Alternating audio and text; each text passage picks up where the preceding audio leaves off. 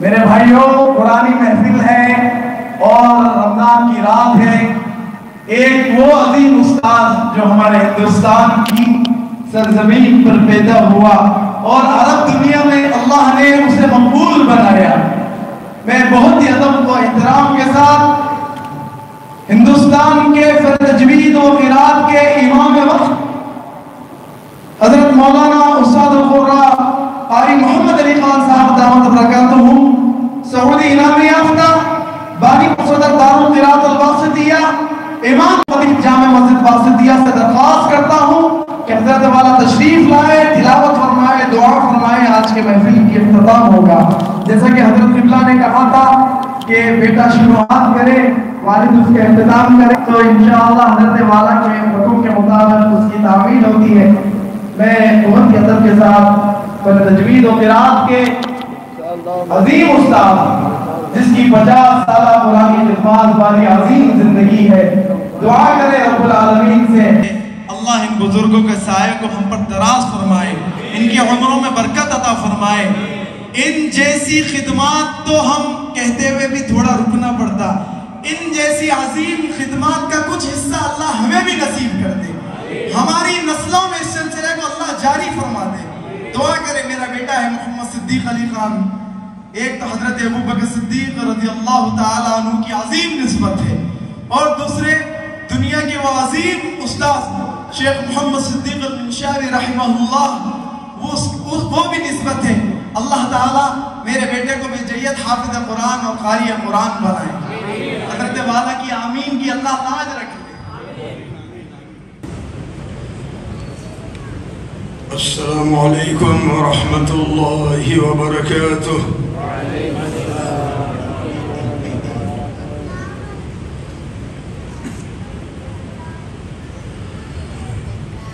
अऊज़ु बिल्लाहि मिनश शैतानिर रजीम।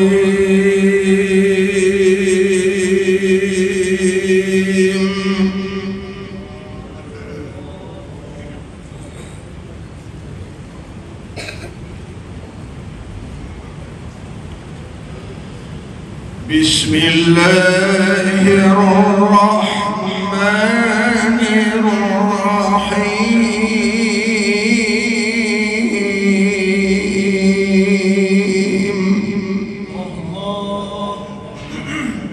या रहमान या रहीम या रब।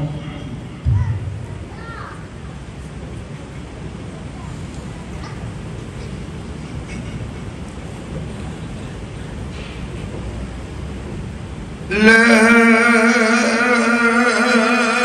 أقسم بهذا البلد وأنت حل بهذا البلد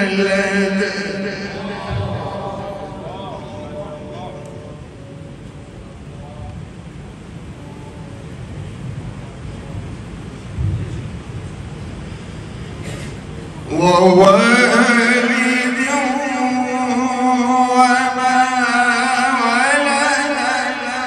لقد خلقنا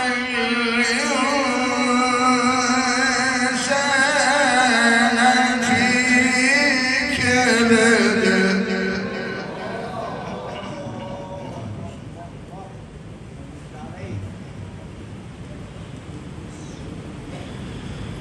أيحسب أن يقدر عليه أحد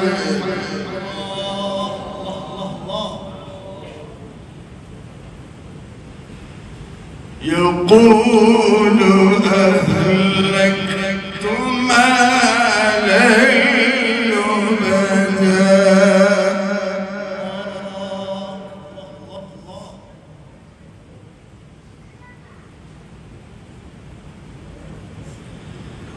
أيحسب أن لم يره أحد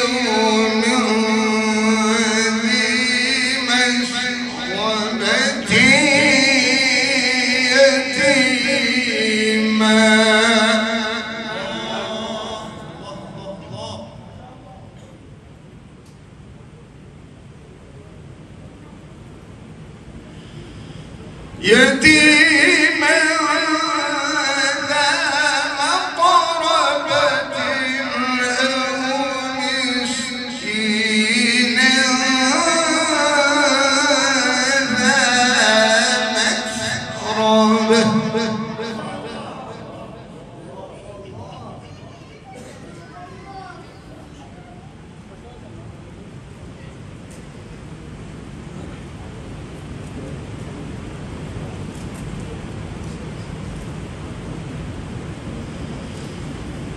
ثم كان من الذين آمنوا وتواصوا بالصبر وتواصوا بالمرحمة.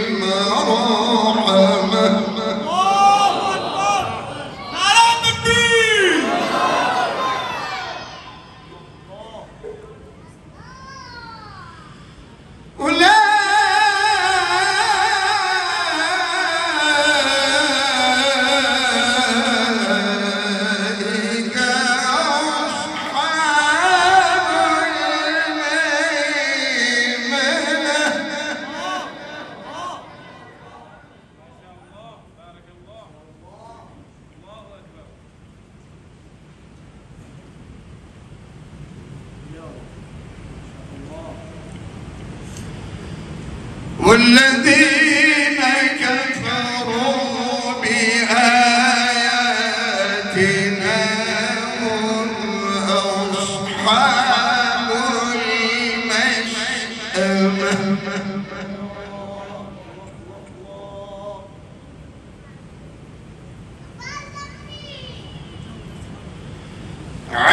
عليهم نار مؤصدة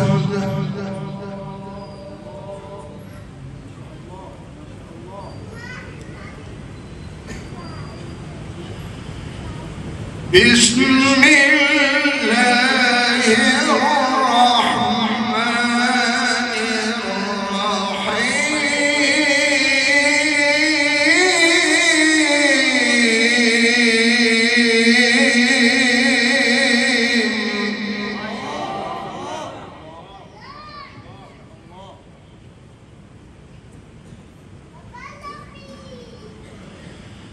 بسم الله الرحمن الرحيم.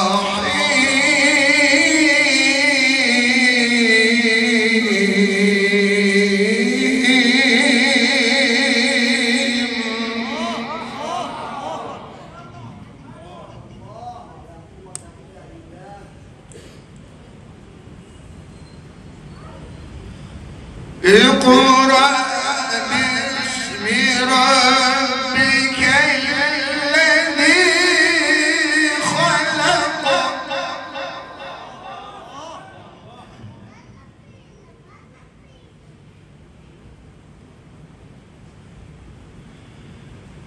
خلق الإنسان من علق.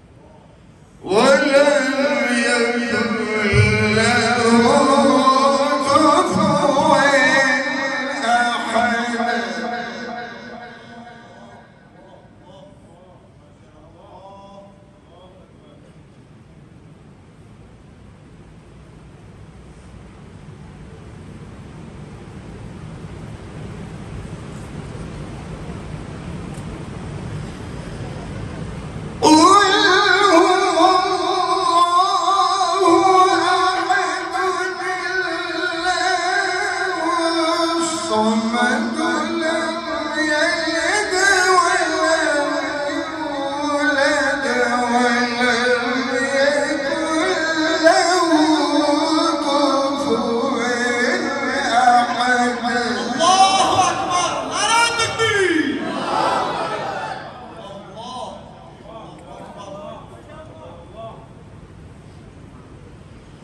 لم يلد ولم يولد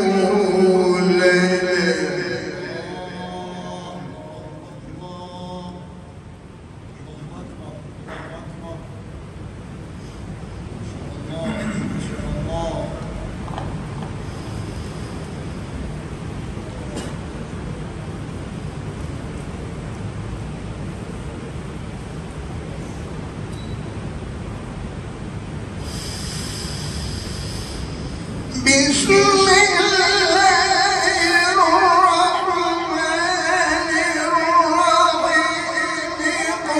قل هو الله أحد الله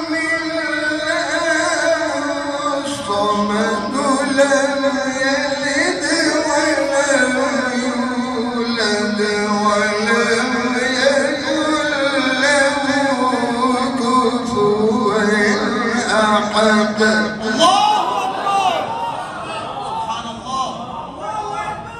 لم يلد ولم يولد ولم يكن له كفوا أحد. صدق الله العظيم. دعا ہوگی، دعا میں سب شریک ہو کے جائیے. دعا مختلف عبادت آیا ہے، دعا عبادت کا موقع ہے. اور پھر من قام رمضان ایمانا و احتسابا غفر له ما تقدم من ذنبه بھی آیا ہے. آپ کی رمضان کی راتیں ہیں ماشاءاللہ. اس میں آپ کا جاگنا. صرف دو باتیں بول کے دعا شروع کروں گا. ایک تو یہ ہمارے پیر شبیر نقشبندی صاحب الحمدللہ، ان کی ہماری محبت یقین جانیے قرآن پاک کی نسبت سے محبت ہے. بے شک. قرآن پاک کا انتہائی ادنا خادم ہوں. قرآن پاک کی خدمت کرتے ہوئے 50 سال سے زائدہ ہو گیا. ایک بات یہ بتاتا چلوں، الحمدللہ ان کا جب سلیکشن ہے، کتنے پیارے قراء کرام ہیں، کیسا پیاری خدمت. سبحان اللہ. دونوں ایک سے بڑھ کر ایک، سبحان چھوٹے بھائی بڑے بھائی ماشاءاللہ بولتے تھے. دونوں کی خدمتیں عمدہ ہے. اب ساتھ ساتھ میں یہ بولنا چاہوں گا، میں جتنے سال سے قرات پڑھا رہا ہوں، یہ بچے دونوں اتنے سال کے نہیں ہیں. یہ بولنا ضرور سمجھوں گا، اور ماشاءاللہ بولنا، بارک اللہ بولنا، اماں ابا نہیں بولنا. اللہ کا لاکھ لاکھ احسان ہے، اس عمر میں بھی اللہ مجھ سے اسے پڑھاتا ہے. ہماری عمر کے لوگ کدھر ہو گئے. آج بھی آواز میں دم ہے، سانس ہے. ہزاروں کے مجمع میں پڑھتا ہوں، اللہ کے فضل و کرم سے اتنا بھی نہیں گھبراتا. اندر سے اگر صحت صحیح نہیں ہے، آپ کی آواز صحیح نہیں ہے، آواز ہے تو قاری صاحب ہے، آواز نہیں ہے تو خالی صاحب ہے. ہاں آواز ہے تو سب کچھ، آواز نہیں ہے تو گلا بیٹھا ہوا ہے. سانس کم ہے، کیا کر لیتے؟ کچھ بھی نہیں کر سکتے. کوئی ایسی چیز کھانے میں آ جاتی، سانس تھوڑی کم ہو جاتی. جو قرات پڑھتے ہیں ان کو اندازہ ہے. ایک روز سانس بہت اچھی آتی ہے، ایک روز سانس نہیں آتی. اپنی جگہ صحت صحیح ہے. ایسے دو بیچارے خالی نہیں، سینکڑوں خالیوں میں بنگلہ دیش میں 50-50 ہزار لوگوں کے مجمع میں میرا بیٹا یونس وہاں 19-18-19 جلسوں میں قرات پڑھ گیا ہے. مصر کے 3 بڑے قراء کرام کے درمیان عبد الناصر حرک، اور دوسرے سلمان حلفاوی، اور تیسرے رافت حسین. ان 3 قراء کے درمیان میں قراتیں پڑھ کے آیا ہوں. تو وہ کوئی وہ نہیں ہے. بہر کے بھی بچے ماشاءاللہ بہت عمدہ پڑھے ہیں. طبیعت خوش ہو گئی. اللہ ان کی عمریں خوب دراز کرے. اللہ تبارک و تعالیٰ ان کو خوب نوازے. ان کے ہر قدم پہ غیب سے مدد کرے. ماشاءاللہ دونوں قراء کرام بہت عمدہ پڑھے. دیکھیے میں اس لیے اعلان کرتا ہوں، ایک آپ کے لیے یادگار جلسہ رہے گا. آؤ شرکت کرو. جو نیا محرومین ہیں، محروم ہیں، اتنی پیاری قراتیں سننے سے محروم ہو گئے. کتنا لوگ بیچارے دونوں بیچارہ بچہ پڑھ رہا ہے، پسینے کے بونداں گر رہے بیچارے کے، پسینہ ٹپک رہا ہے. سمجھے بہر کے اللہ کا احسان ہے. آج اس عمر میں بھی اللہ ہم سے پڑھواتا ہے. ماشاءاللہ بولو. ماشاءاللہ. حق ہے بول کے آیا.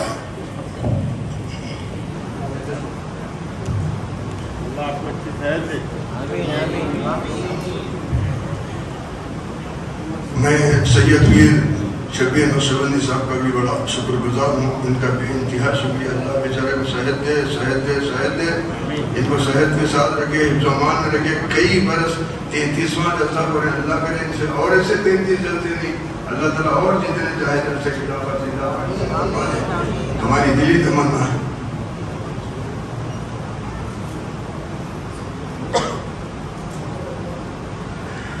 بسم الله الرحمن الرحيم. الحمد لله رب العالمين. سبحان الله والحمد لله ولا إله إلا الله والله أكبر ولا حول ولا قوة إلا بالله العلي العظيم. لا إله إلا الله وحده لا شريك له، له الملك وله الحمد، يحيي ويميت وهو حي لا يموت، بيده الخير وهو على كل شيء قدير. اللهم صل على محمد وعلى آل محمد وبارك وسلم. ربنا آتنا في الدنيا حسنة وفي الآخرة حسنة وقنا عذاب النار وقنا عذاب القبر وقنا عذاب الحشر وأدخلنا الجنة مع الأبرار يا عزيز يا غفار يا رب العالمين. اللهم إنا نسألك إيمانا كاملا ويقينا صادقا ورزقا واسعا وقلبا خاشعا ولسانا ذاكرا ورزقا حلالا طيبا وتوبة نصوحا وتوبة قبل الموت وراحة عند الموت ومغفرة ورحمة بعد الموت والعفو عند الحساب والفوز بالجنة والنجاة من النار. اللهم ارزقنا الجنة بغير حساب. اے باری تعالیٰ یہاں سے جتنا بھی قرآن پاک پڑھا گیا، سنا گیا، سنایا گیا، اللہ اس پڑھے جانے کو، سنے جانے کو، سنائے جانے کو اللہ محض آپ اپنے فضل و کرم سے قبول و منظور فرمائیے. اللہ جن لوگوں نے بھی تلاوت کی ہوگی اور جنہوں نے بھی سنا ہوگا، اللہ اس کی وجہ سے ان کے گھروں میں رحمتوں کی بارش برسا دیجیے. اللہ کے پیارے نبی صلی اللہ علیہ وسلم کا فرمان ہے نا میرے مولا، جس جگہ اللہ کا کلام پڑھا جاتا ہے اس جگہ اللہ کی رحمت نازل ہوتی ہے. اللہ وہ رحمتیں ان پر نازل فرما دیجیے تاکہ یہاں سے رحمتیں برکتیں لے کے اپنے گھروں کو پہنچے اور ان کے گھروں میں بھی رحمتیں برکتیں اللہ نازل فرما دیجیے. اے بڑی طرح ان کے درمیان میں کوئی بھی ایک بھی بیمار ہے، جس بیماری کو جانتا ہو، جس بیماری کو نہ جانتا ہو، اللہ ہر بیماری سے ان کو شفائے کلی نصیب فرمائیے. ان کے اپنے خاندان میں، ان کے اپنے دوستابات میں، ان کے اپنے رشتہ داروں میں، ان کے اپنے محلے میں، اللہ ان کے جان پہچان میں، نہ جان پہچان میں کوئی بیمار ہو، اللہ ان سب بھائیوں بہنوں کو مکمل شفا دیجیے. یہاں قرآن پاک کے سننے کی برکت سے میرے مولا، اللہ جن کے گھروں میں جوان لڑکیاں بن بیاہی بیٹھی ہوئی ہیں، اللہ ان کے نکاح آسان فرما دیجیے. جو مخروض ہیں ان کے قرضے ادا کروا دیجیے. جتنے مرحومین ہیں سب کی قبروں سے عذاب قبر ہٹا دیجیے. اللہ ان سب کی مغفرت فرما کر جنت الفردوس میں اعلیٰ سے اعلیٰ مقام نصیب فرمائیے. اللہ مصر سے آئے ہوئے قرآن کرام کی عمریں دراز فرمائیے. مرے دم تک ان سے ہم سے ایسا ہی قرآن پاک پڑھواتے رہیے اور لوگوں کو سنواتے رہیے. آج پیارے پیارے پیارے بھائیاں سننے کے لیے جمع ہوئے، اللہ کریم کو یہاں سے پڑھنے والا بنا دیجیے. اللہ سننے والوں کو قاری قرآن بنا دیجیے. اللہ ان سب کو حافظ قرآن بنا دیجیے. میرے بھائی کی زبان کی لاج رکھیے کہ اللہ یہ لوگ اپنے اپنے بچوں کو قاری قرآن بنائیں، اپنے اپنے بچوں کو حافظ قرآن بنائیں. یہ خادم یہی 50 سال سے زائد عرصے سے تو یہی لے کے بیٹھا ہے میرے مولا کہ لوگوں کو قرات سکھاتا ہوں، لوگوں کو حفظ کراتا ہوں، لوگوں کو اذانیں سکھاتا ہوں. اللہ لوگوں کو نازلہ قرآن پڑھنا سکھاتا ہوں. اللہ بس میری خدمات قبول فرمائیے. اللہ میری 50 سال سے زیادہ قرآن پاک کی ٹوٹی پھوٹی خدمات کا واسطہ اللہ ان سب پر اپنے رحمتوں کی بارش برسا دیجیے. اللہ ان سب کی مغفرت کا ذریعہ آج کی حاضری کو بنا دیجیے. اے بڑی طرح جتنے حضرات یہاں موجود ہیں اے اللہ ان سب کو خوب بھی خوب نوازیے، ان کے پیسے میں، عمر میں، رزق میں کشادگی و خیر و برکت نصیب فرمائیے۔ ان میں جو اپنے والدین رکھتے ہوں گے ان کے والدین کا سایہ اب سے دراز تک ان کے سروں پر صحت کے ساتھ قائم رکھیے، اور جن کے والدین گزر چکے ہیں ان سب کی مغفرت فرما دیجیے۔ اے اللہ جب تک زندہ رکھیں اسلام پر زندہ کیے، خاتمہ ایمان پر فرمائیے، مرے دم تک سوائے آپ کی ذات کے کسی کا محتاج نہ بنائیے۔ اے اللہ دواخانہ علی بدترین زندگی سے آپ کی پناہ، اے اللہ دواخانہ علی بدترین زندگی سے آپ کی پناہ میرے مولا۔ اے اللہ وہ دواخانے والی بدترین زندگی سے آپ کی پناہ چاہتے ہیں۔ بے شک بیماری گناہوں کا کفارہ ہے، بے شک بیماری درجات کو بلند کرتی ہے، لیکن میرے مولا میرا توکل ہے، میرا ایمان ہے، میرا یقین ہے۔ اے اللہ کسی اسباب کے ہرگز پابند نہیں ہے میرے مولا کہ کسی کو بیمار ڈال کے ہی اس کے گناہ معاف فرمائیں، کسی کو بیمار ڈال کے ہی اس کے درجات بلند فرمائیں۔ اے باری تعالیٰ آپ تو ایک کلمہ کن سے اللہ بخش دے سکتے ہیں۔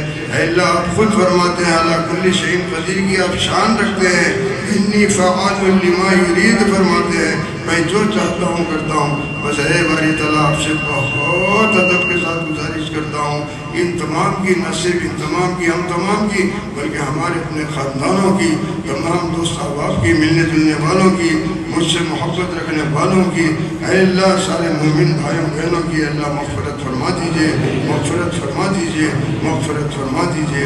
اے اللہ ہمارے پیر سید پیر شبیر نقشبندی صاحب کے لیے پھر ایک بار دعا کروں گا، کیونکہ یہ ہمارا محسن ہے، ہمارا محسن ہے، کیونکہ ہمارے پاس بیچارے ایسا پابندی سے قرآن کرام کو لے کے آتے ہیں، ورنہ میرے مولا لوگ ان سے عاجزیاں کرتے ہیں، یہ وقت نہیں دیتے۔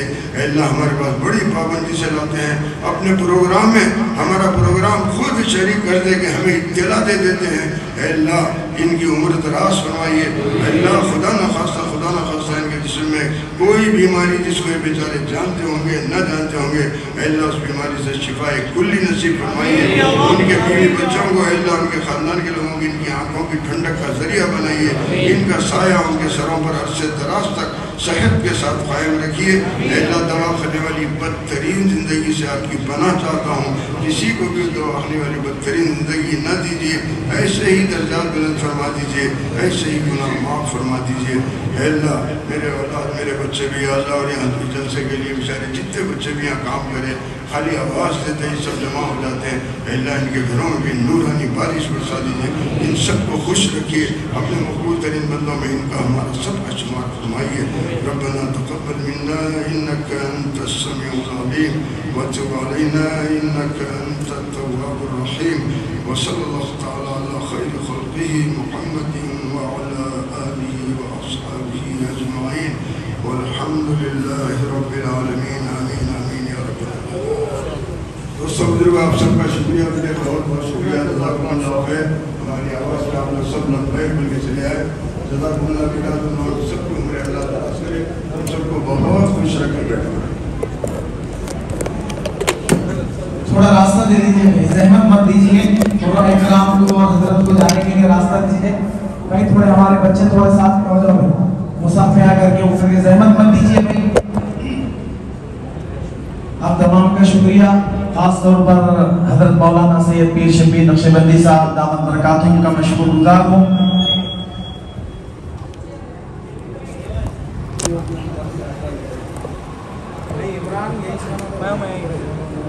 میرا